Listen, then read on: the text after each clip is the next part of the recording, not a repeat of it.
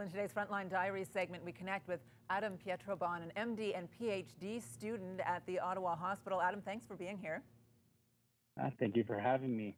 So you were just kind of minding your own business in the lab, in the research phase of your studies, when all of a sudden, boom, a pandemic hits and everything's turned on its head. Yeah, it was definitely a first for me, and I think a first for everyone. I was just in the middle of my doctoral studies, so pre-COVID, I should say. I study a rare type of lung disease called lymphangioliomyomatosis, or LAM for short. And so I was in the middle of that work, and then when the pandemic hit, we kind of immediately shut things down, and we transitioned to some sort of remote research, online activities. But then quickly after that, we started to repurpose our skill set and think, how is it that we can kind of help with this situation and use our research skill set to fight this pandemic. So where are you at with your research? Is there anything that's really exciting you that you've come across in the lab? Yeah. So it's been pretty cool. I think some of the most exciting stuff that we're doing is we're actually trying to mimic more than just the lung, but actually a variety of different tissue types that are affected in COVID. So a lot of people think of it as exclusively a lung disease, but what we know now is that the virus affects way more than the lungs. It affects the kidney, it affects the GI system, it affects the vasculature, the blood system. And so what we've been doing is using stem cell technology, another field of expertise in our lab, and converting them into all these different affected tissues. And so we've come up with these really cool tissue models, and we're kind of in this phase right now where we're looking to see, okay, can we use these tissues to block any infectious process that happens with the virus?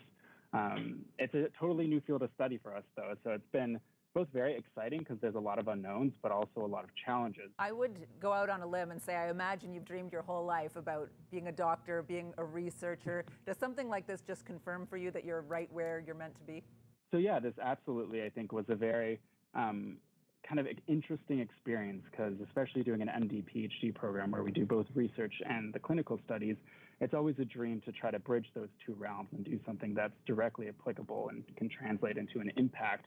And so I don't think there's any more impactful as rushing to do research that will directly translate and have an impact and a therapeutic impact on patients, not 10 years from now, not 20 years from now, but this year, this month. I like to ask people how the pandemic has affected them outside of the hospital, outside of the lab. So both a blessing and a curse is the utility of our online technology.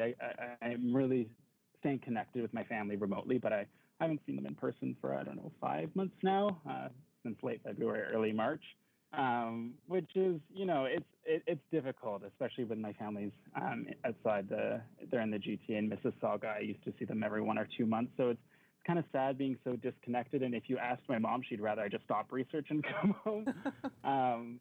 But, it's worth it. And what I always say is, in the long run, making the safe choices, making the smart choices, following public health, and doing what we need to do to kind of move this forward, move the research pendulum forward, will be worth it. Adam Pietrobon, thank you very much. Call your mom every night. If you can't see her, make sure you're calling. Appreciate I'll this. try my best.